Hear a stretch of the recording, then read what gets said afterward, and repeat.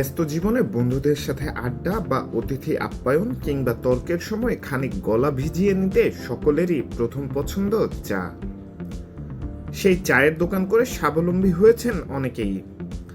তবে ঢাকা বিশ্ববিদ্যালয়ের ৩ জন শিক্ষার্থীর চায়ের দোকানের উদ্যোগ যেন স্বাবলম্বী হওয়ার ভিন্ন এক গল্প।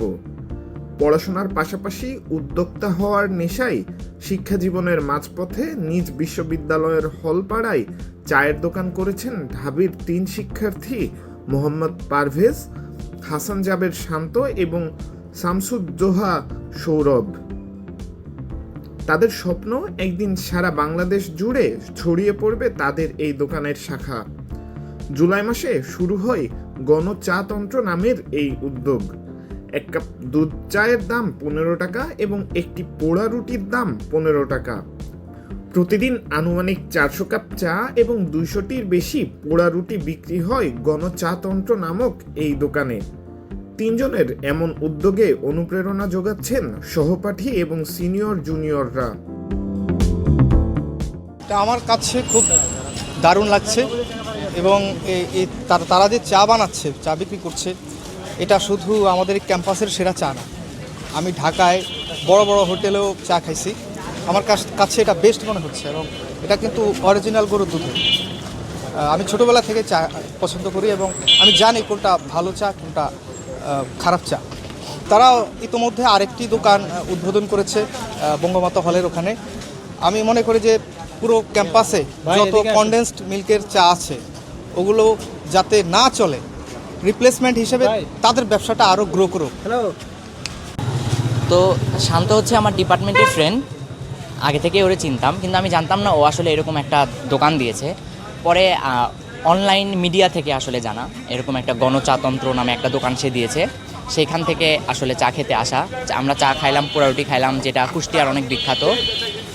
এখানেও দিয়েছে, এটা অনেক ভালো। সবসময় এখানে চা পাওয়া যায় এবং কোয়ালিটিও অনেক ভালো, কোয়ান্টিটিও যথেষ্ট ভালো। তো আমরা দেখা যায় যে যারা ঢাকা বিশ্ববিদ্যালয়ের আবাসিক শিক্ষার্থী তাদের ক্ষেত্রে চা এটা একটা আবেগের জায়গা, মানে চা সবারই একটা আবেগ। সেখান থেকে চা খুবই দরকার বা নেসেসারি একটা নিড। তো এখানে ও হলপাড়ায় দোকান দিয়েছে। এখানে আমাদের হলপাড়ায় যতগুলো হল আছে বা পার্শ্ববর্তী যে হলগুলা, তারা এসে ইজিলি এখানে সেই স্বাদটা নিতে পারে আর কি। আর পড়াশোনার পাশাপাশি ও আমার সহপাঠী, আমার ডিপার্টমেন্টের ফ্রেন্ড। পড়াশোনার পাশাপাশি ও আসলে এরকম একটা কাজ করছে, ইনকাম করছে, এটা আসলেই ও প্রশংসার দাবিদার বা প্রশংসার যোগ্য। এজন্য আমি ওকে বলেছি যে বন্ধু তুমি আগায় যাও। চায়ের পাত্রে ধোয়া যেন মাতোয়ারা করে গণচাতন্ত্রের দিকে ধাবিত করছে ভোক্তাদের। তবে রাজনৈতিক চিন্তায় গণচাতন্ত্র নামটি রাখা হয়েছে বলে জানান এই দোকানের উদ্যোক্তারা। ওদের স্বপ্ন পূরণে পাশে থাকতে পেরে আমরা গর্বিত। শুরু করার বিষয় হলো যে আমাদের ক্যাম্পাসে সকলে প্রায় পড়াশোনা কেন্দ্রিক চিন্তাভাবনা থাকে। তো সেই জায়গা থেকে আমার একটা ইচ্ছা ছিল যে আমি ব্যবসা নিয়ে একটা চিন্তাভাবনা ছিল আগে থেকেই। তো সেই জায়গাতে আসলে চায়ের ব্যবসাটা আমরা চাচ্ছিলাম এমন একটা জিনিস শুরু করতে, যে জিনিসটা আসলে 80% মানুষ বা 90% মানুষই খায়, আর যেটা বাংলাদেশের সব জায়গায় চলে। তো আমাদের একটা ইচ্ছা ছিল যদি এখান থেকে শিখতে পারি, বাইরে নিয়ে যেতে পারবো, বা আমরা প্রত্যেক জেলায়, যেমন ধরেন সব জায়গায় কফি শপ থাকে বা বাইরের দেশগুলোতে দেখবেন কফি শপ থাকে, আমরা কিন্তু চাটাকে খুব ওন করি বাংলাদেশের মানুষ, কিন্তু আমাদের চায়ের যে একটা স্ট্যান্ডার্ড লেভেলের দোকান সেই সবগুলো থাকে না। তো আমাদের ইচ্ছা ছিল এখান থেকে যদি আমরা বড় করতে পারি, সারা বাংলাদেশ মানে প্রায় প্রত্যেকটা জেলা শহরে আমাদের এই কফি শপের মতো করে টি শপ, মানে যে গণচাতন্ত্র, এটা দেওয়ার ইচ্ছা ছিল। আর নামের ব্যাপারটা হলো যে বাংলাদেশের প্রত্যেকটা চায়ের দোকানে বসলে আপনি দেখবেন যে সেখানে নানান রকম রাজনৈতিক চর্চা হয়, রাজনৈতিক সমসাময়িক ঘটনাগুলো নিয়ে। তো আমাদের ইচ্ছা ছিল চায়ের দোকানটাকে একটু পলিটিক্যাল থটে নামটা দেওয়া, সেই জায়গা থেকে আসলে গণতন্ত্র চা আসে এরকম কিছু একটা। সেখান থেকে আমরা আর কি একটু মডিফাই করে মাঝখানে যে তটা ছিল সেটা গণচাতন্ত্র করেছি।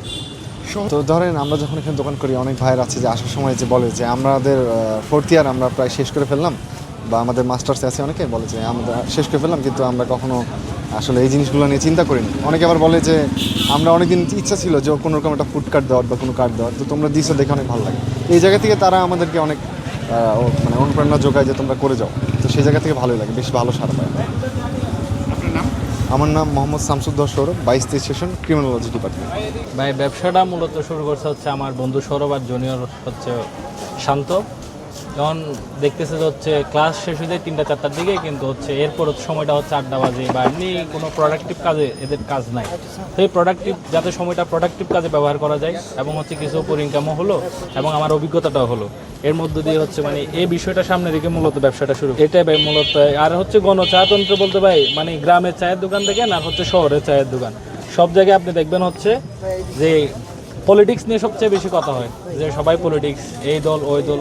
তো গণতন্ত্রের সাথে পলিটিক্সের যে একটা রিলেশনশিপ, মূলত এই কনসেপ্ট থেকে আমাদের দোকানের নাম হচ্ছে গণচাতন্ত্র। যেহেতু চায়ের দোকানে রাজনীতিটা বেশি চর্চা হয়, মানুষজন চায়ের দোকানে বসে রাজনীতি চর্চা করে, খুব ভালো হয়। মানে আমরা আশাও করি না যে এত সারা পাবো, কিন্তু আমাদের সহপাঠী বলেন সিনিয়র সবাই আমাদের খুব উৎসাহিত করেছে এবং হচ্ছে আমাদের পাশে খুব সময় থেকে।